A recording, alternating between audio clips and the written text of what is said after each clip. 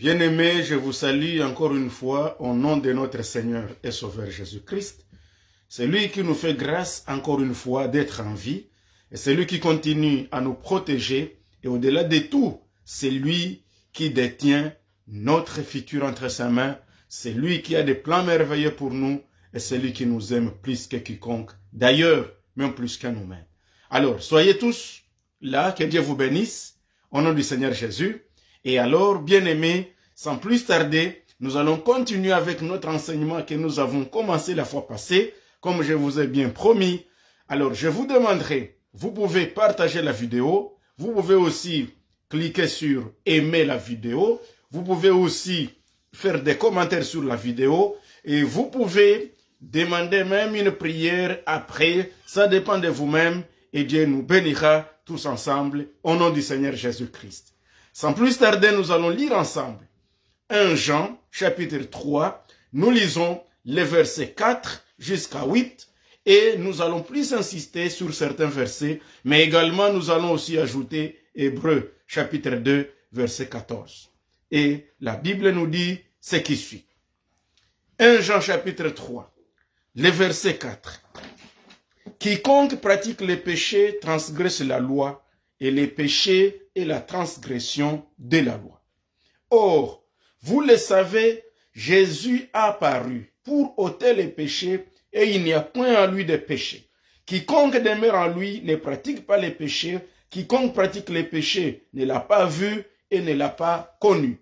Petits enfants, que personne ne vous séduise. Celui qui pratique la justice est juste, comme lui-même est juste. Et celui qui pratique les péchés est du diable, car le diable pêche dès le commencement. Le Fils de Dieu a apparu afin de détruire les œuvres du diable. Amen. Si je peux ajouter le verset 9, quiconque est né de Dieu ne pratique pas les péchés parce que la semence de Dieu demeure en lui et il ne peut pécher parce qu'il est né de Dieu. Que Dieu nous aide. Seigneur notre Dieu, nous te rendons toute gloire. Nous te bénissons pour ce temps merveilleux que tu nous donnes.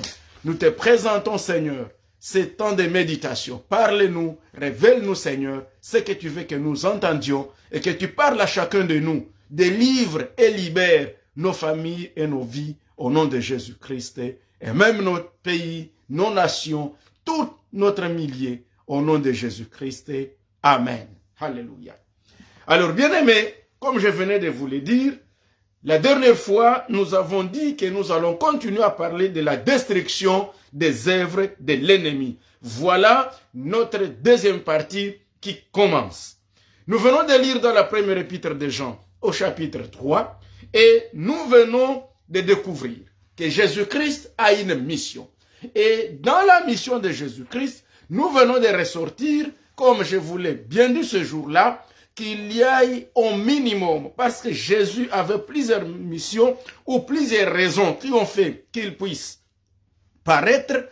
Jésus est apparu pour ôter les péchés, il est apparu pour détruire les œuvres de l'ennemi, Jésus est apparu pour condamner les péchés dans la chair, Jésus est apparu pour détruire celui qui avait le pouvoir sur la mort, c'est-à-dire les diables, et Jésus est apparu pour effacer les péchés, et Jésus est apparu pour nous sauver, et qu'en sais-je encore. Mais aujourd'hui, je vais plus insister sur sa mission de la destruction des œuvres de l'ennemi.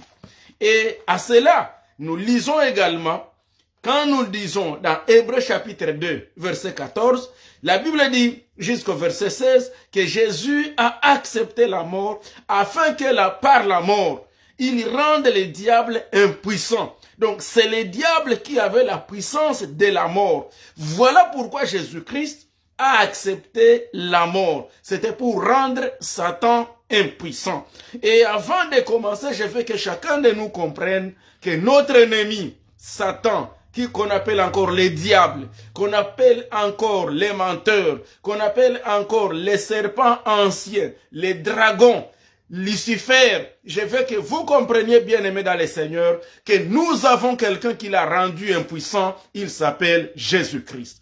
Pour ce faire, tous ceux qui ont reçu Jésus comme Seigneur et Sauveur dans leur vie, ils ont vaincu les diables. ils ont l'autorité, ils ont le pouvoir sur les diables et sur tout ce pouvoir.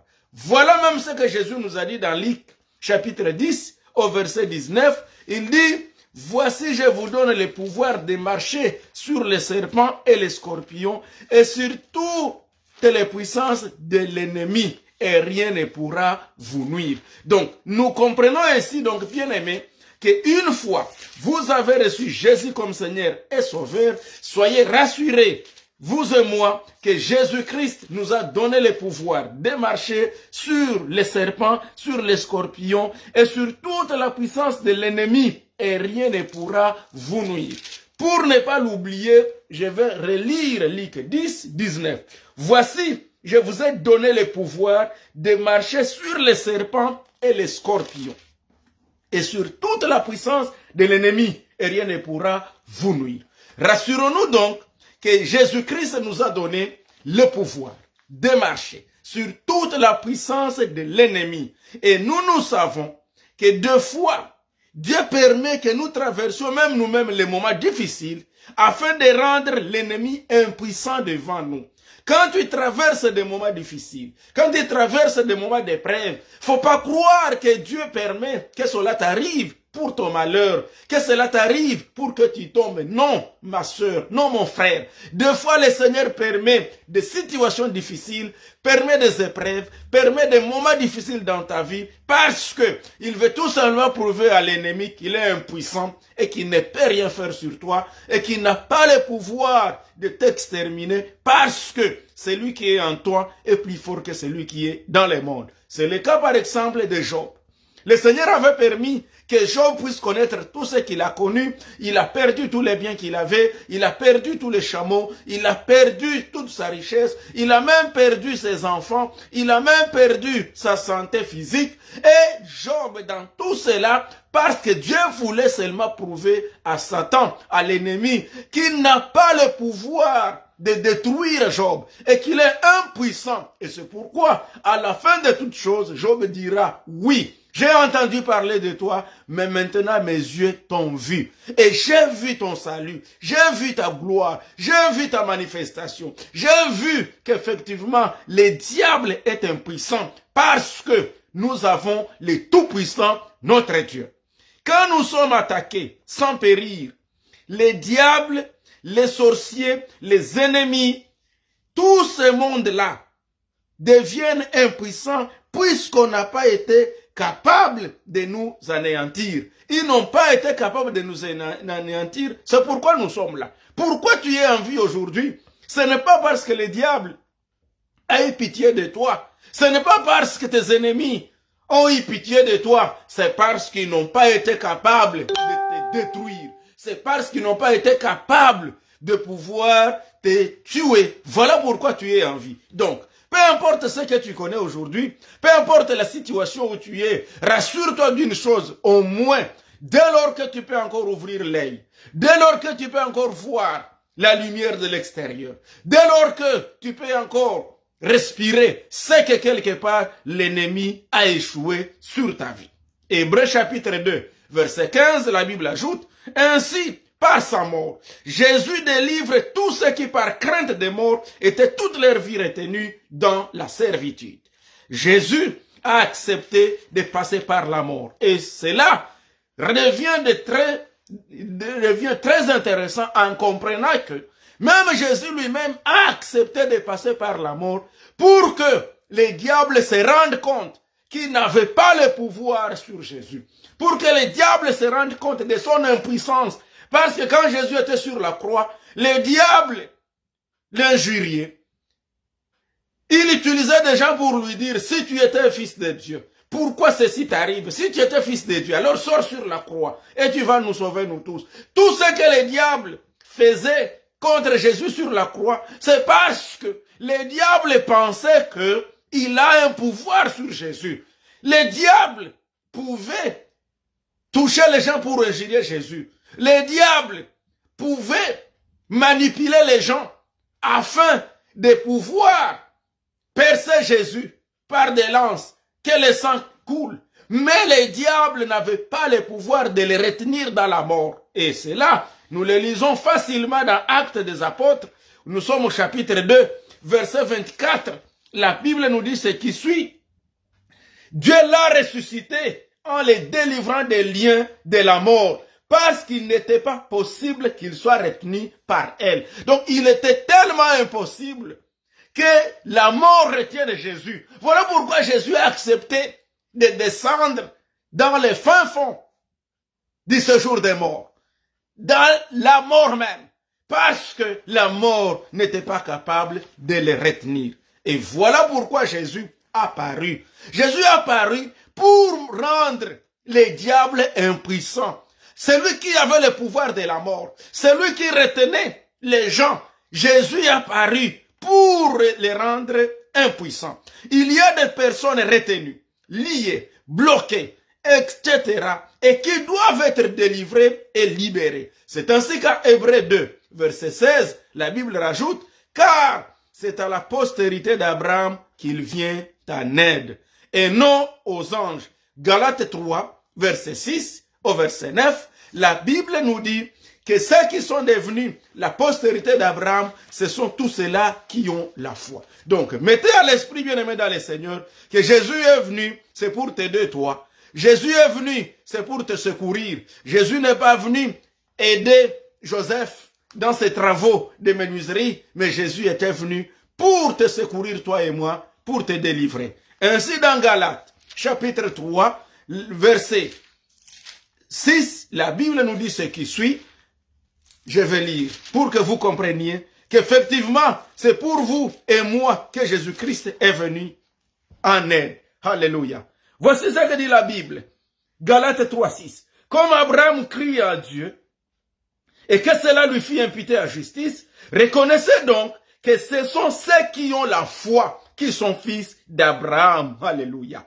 Ce sont ceux qui ont la foi qui sont fils d'Abraham.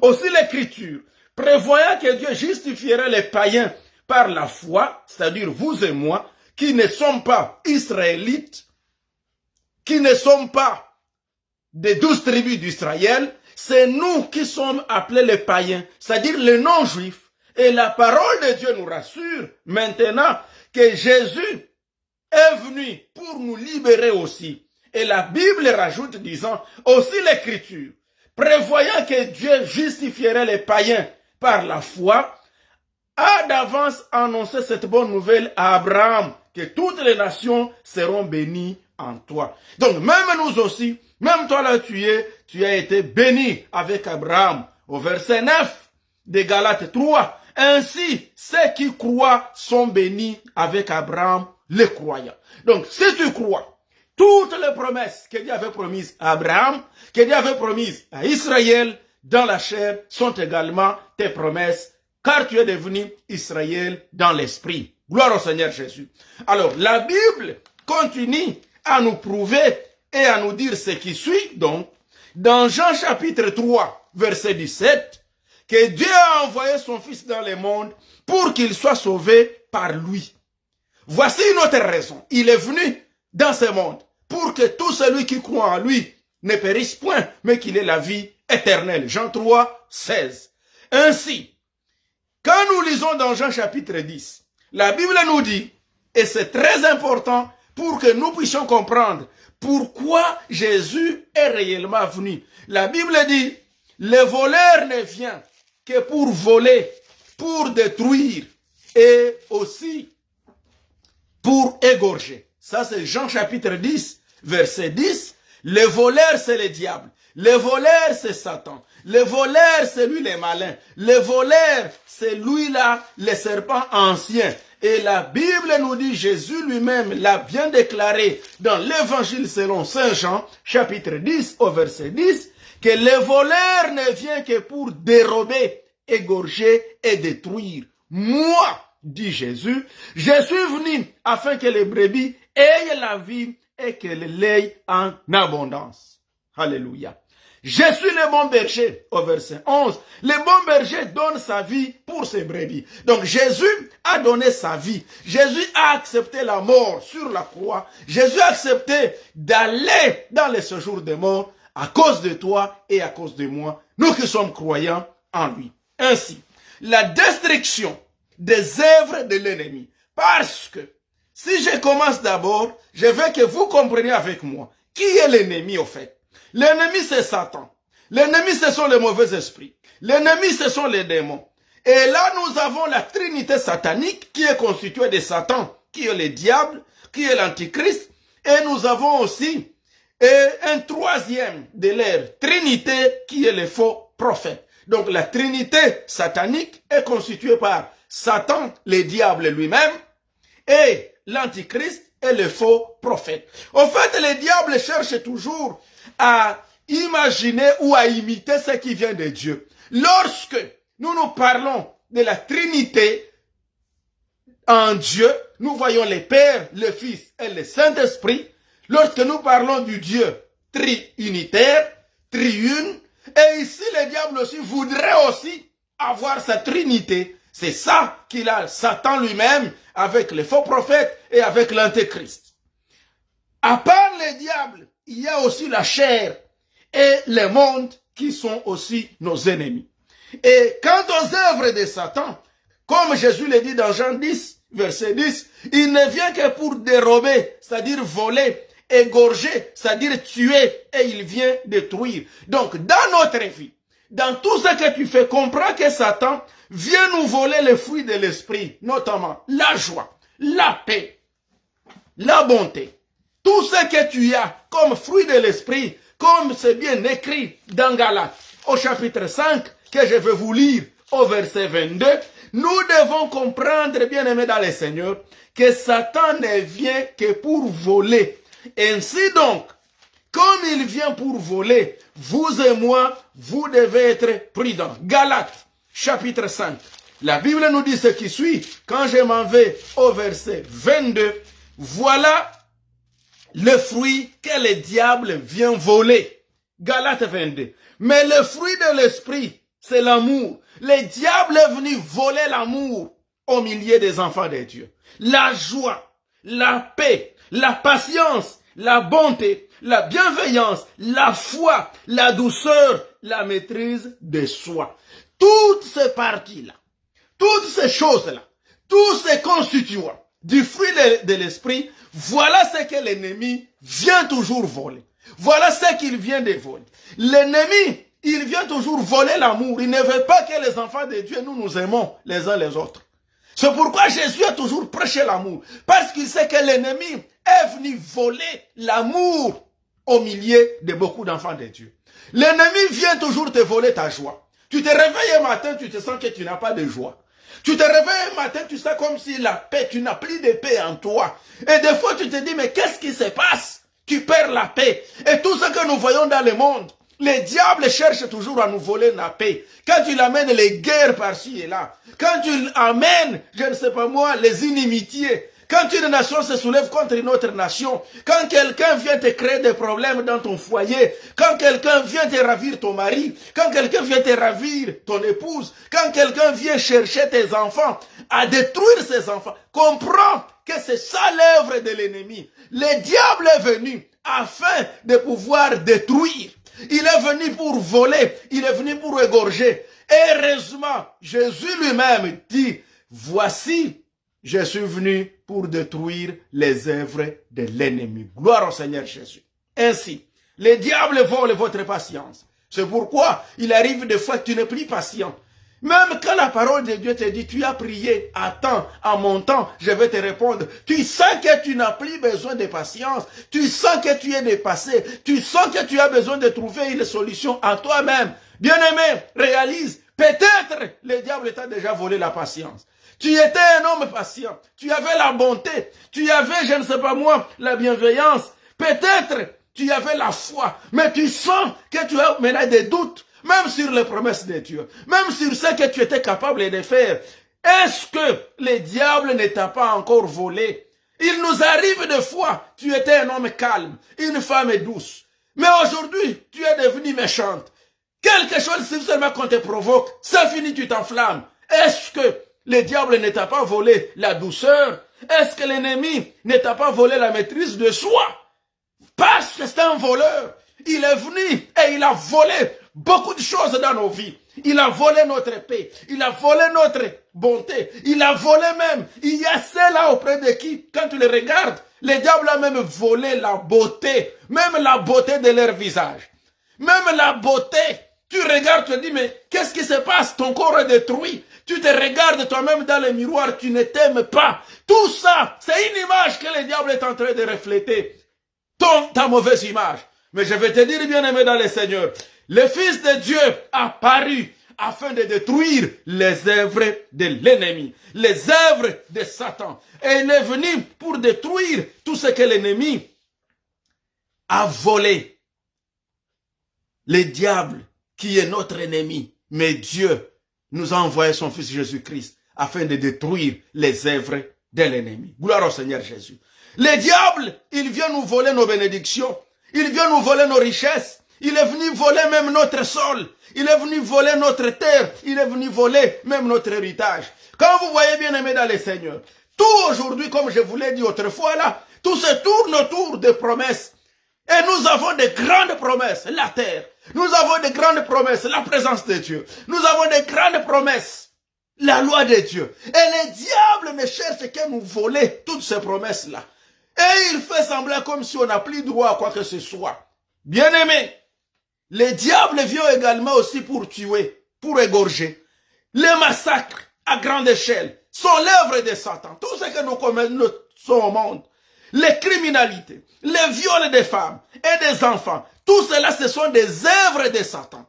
Tout ce que vous connaissez aujourd'hui, des inimités par-ci et là, ce sont les œuvres de l'ennemi. Satan détruit. Il détruit les relations. Il a détruit beaucoup de mariages. Il détruit les familles. Il détruit les églises. Il détruit les nations. Il détruit les entreprises. Le diable est venu pour détruire les projets, pour détruire les visions, pour détruire les vies des enfants, pour détruire même la santé. Il détruit partout où il trouve une petite fenêtre. Il la récupère et il fait des destructions comme pas possible.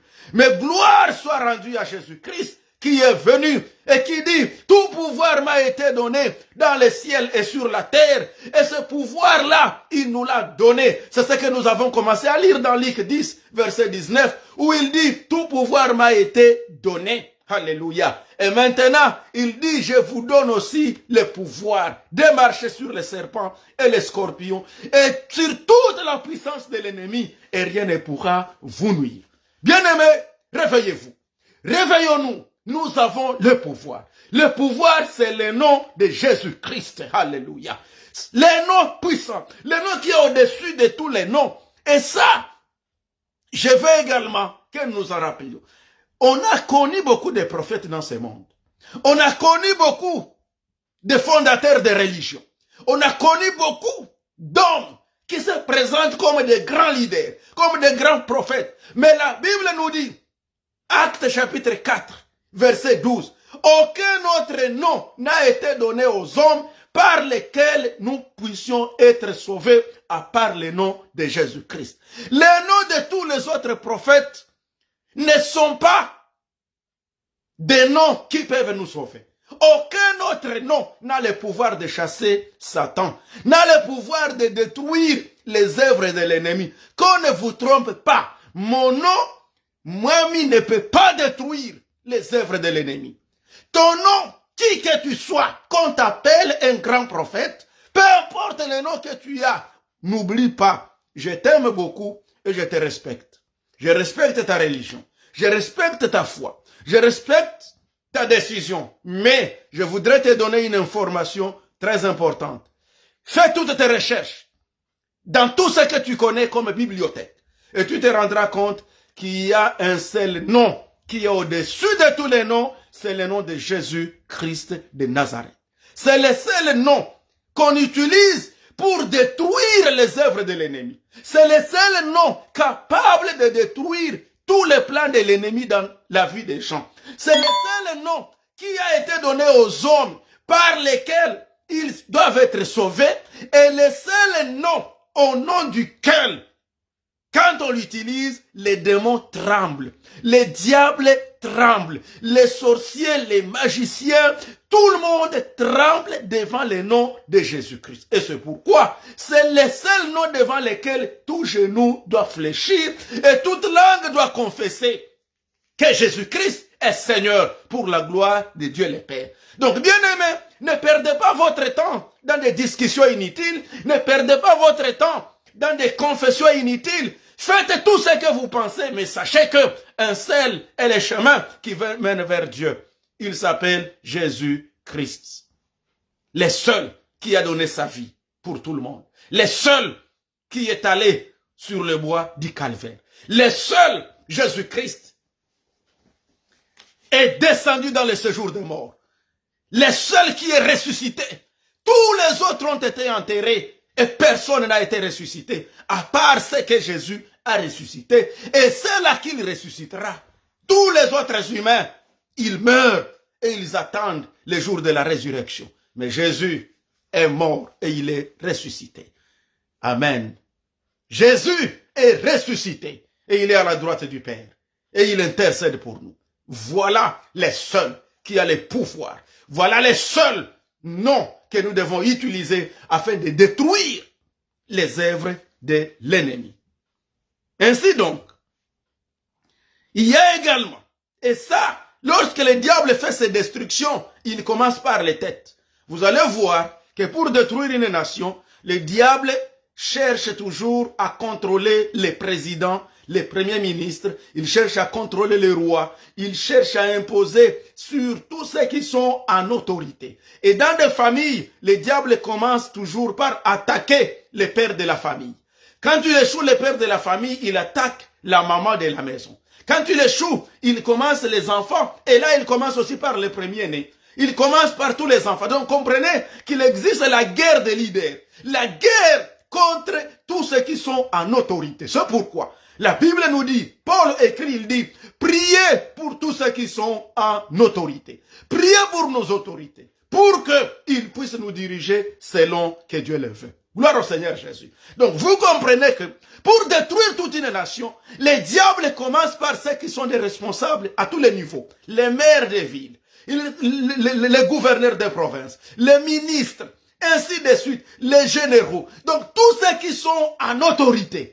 Et là, c'est là que le diable veut toucher. C'est là que le diable cherche à toucher. Même pour les églises, il commence toujours à attaquer les responsables spirituels, les pasteurs, les apôtres, les prophètes, tous ceux qui sont là, les bishops, les évêques, les archevêques, les papes. Donc tous ceux qui sont en autorité, c'est là que le diable cherche toujours à attaquer. Mais gloire soit rendue à notre Dieu, car tous ceux-là qui ont reçu Jésus comme Seigneur et Sauveur, tous les vrais serviteurs de Dieu, qui s'adonnent à Dieu, l'autorité leur a été donnée. Et bien aimés, je vais vous dire, réveillons-nous, il est temps où nous devons dire au diable, arrête. Nous savons que lorsqu'il veut détruire une église, il cherche à attaquer le responsable. Mais bien aimés, chers serviteurs de Dieu, prenez le courage, car celui qui est en vous est plus fort que celui qui est dans le monde. Et nous l'avons vaincu, alléluia, par le sang de Jésus-Christ, par notre témoignage, et la victoire qui triomphe du monde, c'est notre foi. Donc nous devons, en tant qu'enfants de Dieu, en tant que serviteurs de Dieu, nous devons comprendre que nous sommes là afin de pouvoir détruire les œuvres de l'ennemi. Et tout en sachant que nous sommes les premières cibles du diable, voilà pourquoi nous devons aussi être le plus coriace possible contre le diable et nous devons les détruire car nous l'avons vaincu par le sang de Jésus-Christ. Que Dieu vous bénisse. Alléluia. Gloire au Seigneur Jésus. Bien-aimés dans le Seigneur. Donc nous devons comprendre ces choses, que pour détruire les œuvres de l'ennemi, nous devons d'abord comprendre où est-ce qu'il attaque souvent. Il attaque les têtes. Il attaque les têtes en famille. Lorsqu'il trouve qu'il y a quelqu'un qui est la force de la famille, c'est celui-là qui l'attaque. C'est comme ça que vous trouvez des maladies incurables qui menacent des leaders, qui menacent de grandes personnes, qui menacent des personnes qui sont en position.